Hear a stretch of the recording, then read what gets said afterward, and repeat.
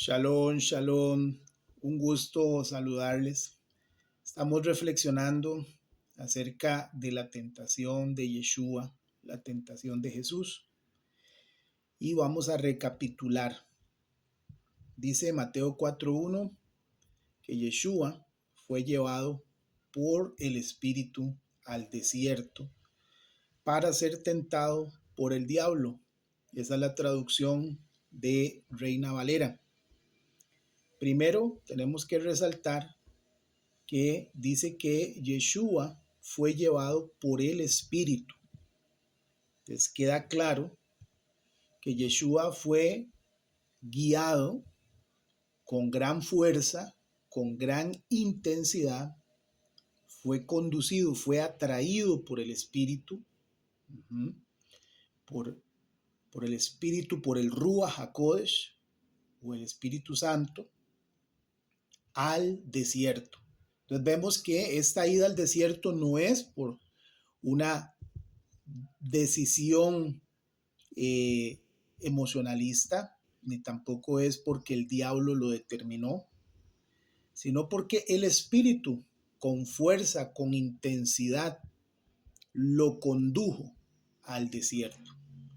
Otra forma de entender esto es también que su alma, el alma de Yeshua, su disposición mental, su disposición interior, es lo que lo lleva al desierto. Y aquí la primera gran lección, ¿qué es lo que nos lleva al desierto, a las tentaciones, a las pruebas? ¿El diablo por sí mismo o porque es el Espíritu que nos está atrayendo con fuerza, con intensidad y nos está conduciendo, nos está guiando a esa tentación, a ese desierto? Porque evidentemente hay un propósito. Es mi alma, mi disposición mental, mi disposición interior, lo que me lleva al desierto, o es simplemente porque sí o porque el diablo lo decidió. Vemos una gran diferencia. Y entonces fue llevado al desierto, un lugar solitario, un lugar donde no hay nada. Y vemos una hermosa comparación entre el pueblo de Israel que va saliendo de Egipto y tiene que ir ¿a dónde? Al desierto. Vemos una comparación hermosa entre Moisés, el gran maestro, que es llevado al desierto junto con su pueblo. Y allí van a pasar tentaciones, van a pasar diferentes dificultades, tanto Israel como Moisés en el desierto. Igual hay un paralelo, una conexión con este relato de Yeshua. Y dice que fue al desierto, ese lugar desolado y solitario, fue para ser tentado. Y enseñábamos que la palabra tentación, peirazó, quiere decir para probar su esfuerzo, para que logre desarrollar y perfeccionar su disciplina, para que pudiera examinarse, escudriñarse a sí mismo, es decir, realizar introspección. Este es el sentido de las tentaciones y eso tiene que quedarnos claro para los que seguimos a Yeshua, para probar nuestro esfuerzo, para desarrollarnos, para perfeccionar nuestra disciplina, para examinarnos, escudriñarnos, hacer introspección. Y dice que va a ser tentado ¿por quién? Precisamente por el diablo. Aquí la palabra diablo en griego, diabolos, hace referencia a un calumniador. Pero también es paralela a la palabra hebrea satán, que lo que quiere decir es un fiscal acusador, un contrario, un opositor, que en este caso ese contrario, ese fiscal, ese opositor tiene un sentido que es precisamente que la prueba cumpla en Yeshua un propósito. Entonces Yeshua es llevado al desierto, tal como Israel fue llevado al desierto junto con Moisés, tal como Ezequiel 37:1 dice, el Espíritu del Eterno me llevó y me puso sobre un valle. Y allí dice que ayunó, se abstuvo de alimento por 40 días y 40 noches, como Moisés subió al monte Sinaí 40 días y 40 noches. Vea qué paralelo y qué conexión más hermosa. Y de repente, ya en ese momento, tuvo hambre. Ayunar, abstenerse de alimentos 40 días y 40 noches, eso es algo milagroso. ¿Quién logra sobrevivir de esa manera en un desierto, en condiciones de desierto? Ya vemos la sobrenaturalidad de Yeshua, a qué está conectado incluso su cuerpo material, a qué está conectado. Y cuando es precisamente que tuvo hambre, es decir, estamos ante una necesidad. ¿Y qué tendemos a hacer cuando tenemos necesidades? Usar recursos, los recursos que tengamos para satisfacer esas necesidades. Y es ahí donde viene el tentador, el que va a poner a prueba su esfuerzo, el que le va a ayudar a desarrollar y perfeccionar su disciplina, el que le va a ayudar a hacer introspección, a autoexaminarse a sí mismo. Y el tentador le dice, si eres hijo de Dios, di que estas piedras se conviertan en pan. Entonces, lo primero, vean ustedes que él le dice, si eres hijo de Dios. Yeshua, digámoslo en términos de esta enseñanza, tiene una necesidad, tiene hambre. Y ahora el adversario le dice, si eres hijo, es decir, aquí la palabra, decíamos, hijo, hay varios tipos de hijo en griego. Aquí se usa la palabra huios. Huios se refiere a un hijo legalmente maduro, un hijo con una capacidad que ya se ha desarrollado, y precisamente por esa capacidad que ya se ha desarrollado, por esa madurez, está listo para heredar con toda la responsabilidad legal la herencia. Está listo para expresar el mismo carácter de su padre.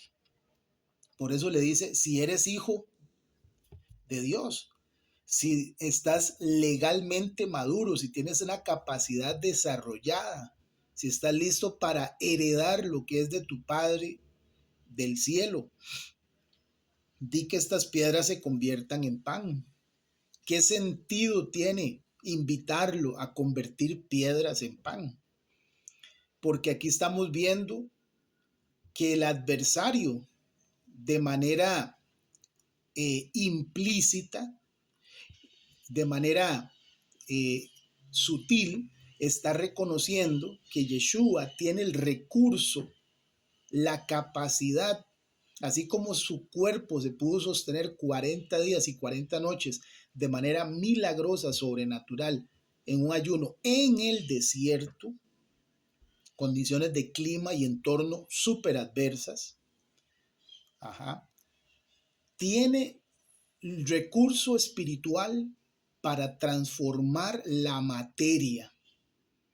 Tiene el poder espiritual para decir palabras, usar un lenguaje divino y transformar la materia. Di que estas piedras se conviertan en pan. O sea, en otra forma de expresarlo, revela tu genética divina. En este momento que tienes necesidad, revela tu genética divina, manifiesta tu capacidad de gobierno sobre la creación. Y para los más entendidos, aquí lo que está diciendo el tentador es, quiero que ante tu necesidad reveles si de verdad tienes una conexión profunda con la Shejinah. Recordemos que la Shejinah es llamado en hebreo el pan verdadero de la creación, el sustento verdadero de esta creación, el shefa, el fluido que desde Dios viene y sostiene toda esta creación existente y todas las realidades existentes. Nada existe sin ese fluido vital, sin esa luz que rodea, que se llama la Shejinah.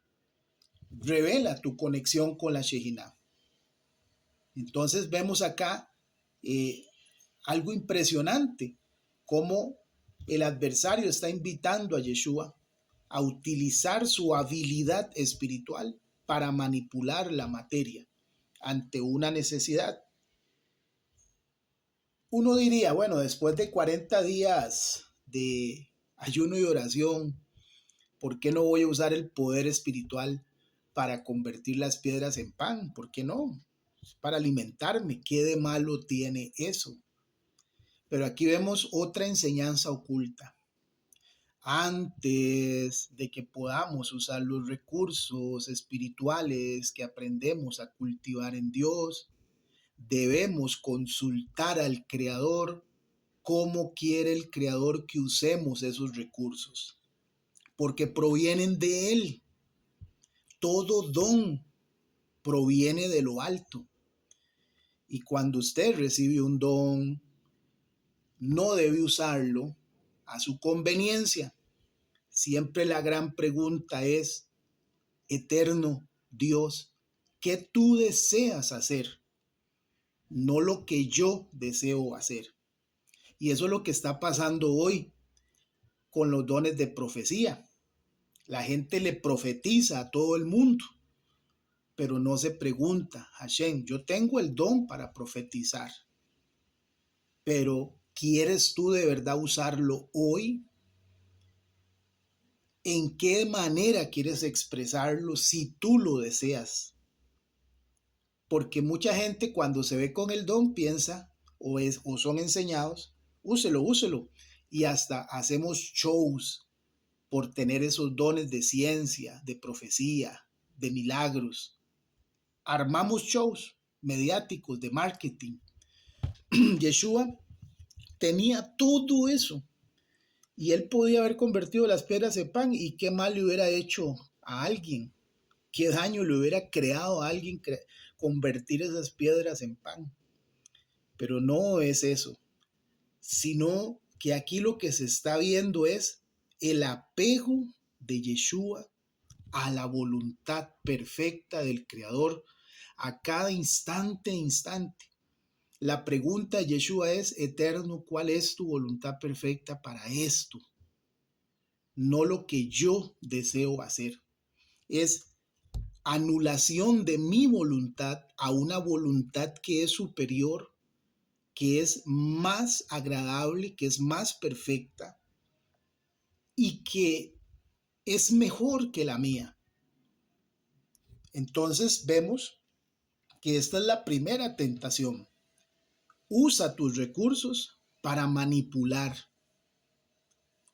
Hashem nos guarde en esta generación de usar los recursos que tenemos para manipular a otros, para hacer show de lo que tenemos. Que eso se da mucho, lamentablemente, en la actualidad, que por likes, por un me gusta, por ser famoso en las redes sociales, por ser seguido por multitudes, hacemos montones de cosas, manipulamos con tal de obtener eso.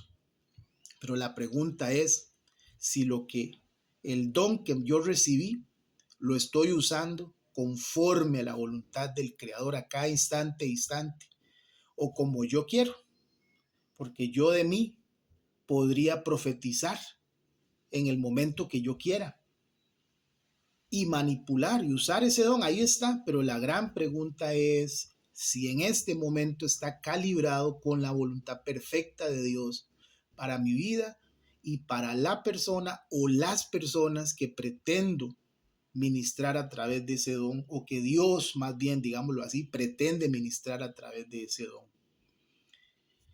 ¿Cuál es la respuesta de nuestro maestro Yeshua? Él abrió una clase, les enseñaba ayer en la reflexión. Dice Mateo 4:4, él respondió. Pero ahí la palabra él respondió quiere decir él abrió una clase. Es decir, se sentó para darle una clase al Hasatán, a su adversario, a su oponente. Qué interesante, porque esta es la vida de un educador y de un maestro, dar clases incluso a la adversidad. Ven para darte una clase, para educarte. Entonces Reina Valera traduce, él respondió, pero realmente el sentido es, él abrió la clase. ¿Y qué decía esa clase a la cual él se aferraba en su corazón? De ahí la importancia de las clases, de ser educado y de ser formado. No de escuchar predicaciones, sino de tener clases que te formen, que te eduquen la emuná. La clase dice, no solo de pan vivirá el hombre. Y veíamos ayer en la reflexión que hay tres formas de usar la palabra vivir, no solo de pan vivirá, vivir. Ahí la palabra en griego es zoe y decíamos que hay tres palabras para vida básicas en griego, bios, zoe y psique. Y decíamos que bios describe una forma, un estilo de vida a nivel social, económico, político, etc. Es una forma, un estilo de vida. Eso es bios en el griego koiné del primer siglo. Psique describe la vida del alma, el nivel de conciencia que tiene cada individuo. Pero Zoe habla de la esencia, de lo trascendental, de la conexión con lo divino. Y esa es la palabra que sale aquí, no solo de pan vivirá el hombre, es decir, la vida del hombre, lo trascendental, su esencia, no depende solo del pan. Entonces, ¿qué es lo que Yeshua quiso decir? Si el hombre quiere trascender, si el hombre quiere conectar con su esencia, si el hombre quiere elevarse, no podrá construir esa vida Zoé de elevación, de trascendencia y de conexión con la Shejinah a partir de dedicarse únicamente a lo común, a lo material. Todos nosotros, todos los días, hacemos cosas comunes, materiales, que no son malas. Salimos a trabajar, llegamos en la tarde cansados, descansamos, comemos, dormimos, para el día siguiente ir a hacer lo mismo. Y así vamos repitiendo la rutina. Fines de semana, de tanto cansancio, queremos pasear, ir a un lado, al otro. Pero lo que menos hacemos es, entre todas nuestras actividades diarias, tener un espacio para trascender, para conectar, para sentarme a escuchar la clase, para recibir mi clase de emuná. Porque Yeshua lo está diciendo claramente. Si el hombre quiere trascender, si el hombre quiere conectar con su esencia, no podrá construir ese tipo de vida a partir de dedicarse solo a lo material, sino que el hombre debe vivir, debe conectar con toda palabra que sale de la boca de Dios, toda declaración, toda instrucción, todo mandato que proviene de ese lenguaje filoso, agudo y cortante que es la boca de Dios. Talmidín, qué gran enseñanza la que nos da Yeshua con este análisis que hacemos acerca de la primera tentación. También cuando Yeshua le dijo, no solo de pan vivirá el hombre, sabemos que aquí le está haciendo referencia al texto de Deuteronomio 8:3, donde está escrito, te afligió, te sometió al hambre, pero te hizo comer el maná, que no habías conocido ni habían conocido tú ni tus padres, para hacerte saber que no solamente de pan vive el hombre, sino con todo lo que sale del mandamiento, de la instrucción del Creador, de la educación que te da el Creador, de las clases que te da el Creador. Entonces, de aquí nosotros aprendemos que hay tres etapas. Dice, te afligió, así como Israel pasó por el desierto y tuvo que marchar. Te sometió al hambre. Esto es antes de darles el maná, te sometió al hambre. Y 3, te hizo comer el maná, alimento desconocido para ti y tus padres. Entonces vemos que estas 3 etapas deben pasar por la vida de una persona que quiere trascender. Talmidín, esta es la reflexión. Tenemos más, pero vamos a detenernos ahí para que sea solamente una semilla acerca de la tentación de Yeshua y vamos a continuar con la ayuda del cielo. Déjenos sus comentarios, por favor. Comparta. Déjenos saber si usted aprende, si algo te llama la atención. Un abrazo fuerte. Que el fuego no se apague. Shalom.